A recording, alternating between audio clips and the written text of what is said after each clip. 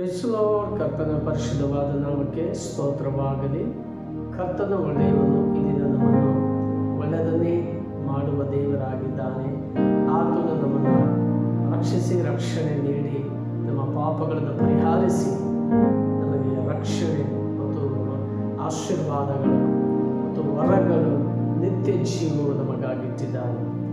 ಕುರಿತು ನಾವು ದೇವರ ವಾಕ್ಯದಲ್ಲಿ ಏನು ಮಾತಾಡುತ್ತೇವೆ ನೋಡೋಣ. ಮನುಷ್ಯನು ಹೇಗೆ ಇರಬೇಕೆಂಬುದಾಗಿ ಕರ್ತನು ತಾನೇ ನಮ್ಮ ಜೊತೆಯಲ್ಲಿ ಮಾತಾಡುವನಾಗಿದ್ದಾನೆ. ಹಲ್ಲೆಲೂಯಾ. ನಾವು ಪ್ರಕಟಣೆ 21ನೇ ಅಧ್ಯಾಯ 8ನೇ ವಚನದಲ್ಲಿ ಹೀಗೆ ಬರೆಯಲ್ಪಟ್ಟಿದೆ ಪ್ರಿಯರೇ, ಆದರೆ ಹೇಡಿಗಳು, ನಂಬಿಕೆಯಿಲ್ಲದವರು, ಅಸಹ್ಯವಾದವರಲ್ಲಿ ಸೇರಿದವರು, ಕೊಲೆಗಾರರು, ಜಾರರು, ಮಾಟಗಾರರು, ವಿಗ್ರಹಾರಾಧಕರು, ಎಲ್ಲ ಸುಳ್ಳುಗಾರರು ಇವರಿಗೆ ಸಿಕ್ಕುವ ಪಾಲು ಬೆಂಕಿ ಗಂಧಕಗಳು ಇವ ಕೆರೆ, ಅದು ಎರಡನೇ ಮರಣವು ಎಂದು ನನಗೆ ಹೇಳಿದದಾಗಿ ಹಾಡಲು ಪ್ರಕಟಣೆಯ ಗ್ರಂಥದಲ್ಲಿ ಪುಸ್ತಕದಲ್ಲಿ ಬರೆದಿಟ್ಟು ಸಾಕ್ಷಿಯಾಗಿಟ್ಟು ನಮ್ಮ ಮುಂದೆ ಹೋಗಿದ್ದಾರೆ.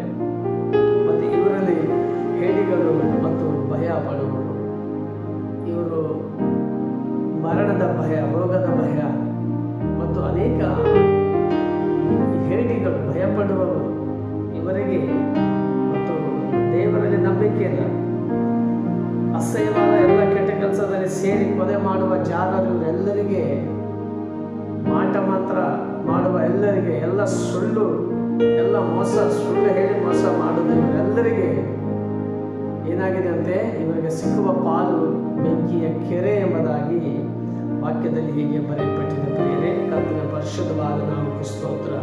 ನಾವು ನೋಡೋಣ 1ನೇ ಕೊರಿಂಥಿ 6ನೇ ಅಧ್ಯಾಯ 9ನೇ ವಚನ ಹೀಗೆ ಹೇಳುತ್ತದೆ. ಆ ವಾಕ್ಯ ಏನಿರುತ್ತದೆ ನೋಡೋಣ. Praise Lord. ಅದಕ್ಕೆ 6:9 ಹೀಗೆ ಬರೆಯಲ್ಪಟ್ಟಿದೆ ಆ ವಾಕ್ಯವು, ಅನ್ಯಾಯಗಾರರು ದೇವರ ರಾಜ್ಯಕ್ಕೆ ಬಾಧ್ಯರಾಗುವುದಿಲ್ಲ ಎಂಬುದು ನಿಮಗೆ ತಿಳಿಯದು.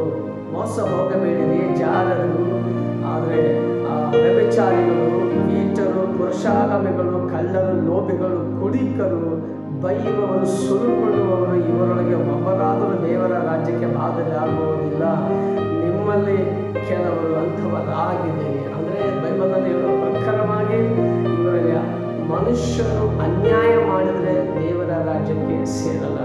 ಮೋಸ ಮಾಡಿದರೆ, ವ್ಯಭಿಚಾರ ಮಾಡಿದರೆ, ಕಳ್ಳತನ ಮಾಡಿದರೆ, ಅನ್ಯಾಯ ಮಾಡಿದರೆ, ಮಾಟ ಮಂತ್ರ ಮಾಡಿಸಿ ಇನ್ನೊಬ್ಬರ ಕುಟುಂಬವನ್ನು ಜೀವನವನ್ನು ಹಾಳು ಮಾಡಿದರೆ, ಇನ್ನೊಬ್ಬರ ಜೀವವನ್ನು ತೆಗೆದರೆ, ಈ ಕೊಲೆಗಾರರಿಗೆ ಒಬ್ಬರಿಗೂ ಪರಲೋಕ ರಾಜ್ಯದಲ್ಲಿ ದೇವರ ಸ್ಥಳ ಕೊಡುವುದಿಲ್ಲ. ಅದು ಎರಡನೇ ಮರಣಕ್ಕೆ ಹೋಗುತ್ತಾರೆ ಎಂಬುದಾಗಿ ಬೈಬಲ್ ಸತ್ಯವೇದದಲ್ಲಿ ಹೇಳುತ್ತದೆ. ಹಲ್ಲೆಲೂಯಾ.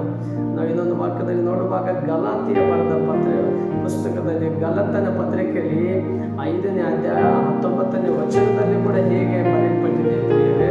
ನಾವು ಆ ವಾಕ್ಯವನ್ನು ಕೂಡ ನೋಡಿಕೊಳ್ಳೋಣ. ಕರ್ತನಿಗೆ ಸ್ತೋತ್ರವಾಗಲಿ. ಗಲಾತಿಯ 5ನೇ ಅಧ್ಯಾಯ 19ನೇ ವಚನ ಹೀಗೆ ಬರೆಯಲ್ಪಟ್ಟಿದೆ. ಕರ್ತನಿಗೆ ಸ್ತೋತ್ರವಾಗಲಿ. ಓದೋಣ. ಆದರೆ ಶರೀರ ಭಾವಗಳ ಕರ್ಮಗಳು ಪ್ರಸಿದ್ಧವಾಗಿವೆ. ಅವೇ ಯಾವೆಂದರೆ ಜಾರತ್ವ, ಬಂಡುತನ, ನಾಚಿಕೆಗೆಡತನ, ವಿಗ್ರಹಾರಾಧನೆ, ಮಾಟ ಮಂತ್ರ, ಹಾಗೆ ಹೊಟ್ಟೆ ಕಿಚ್ಚು, ಸಿಟ್ಟು, ಕಕ್ಷೆಭೇದ, ಭಿನ್ನಾಮತ, ಮತ್ಸರ, ಕುಡಿಕತನ, ದುಂದವತನ, ಇವುಗಳ ವಿಷಯಗಳ ವಿಚಾರದಲ್ಲಿ ಇಂಥ ಕಾರ್ಯಗಳನ್ನು ನಡೆಸುವವರು ದೇವರ ರಾಜ್ಯಕ್ಕೆ ಬಾಧ್ಯರಾಗುವುದಿಲ್ಲ.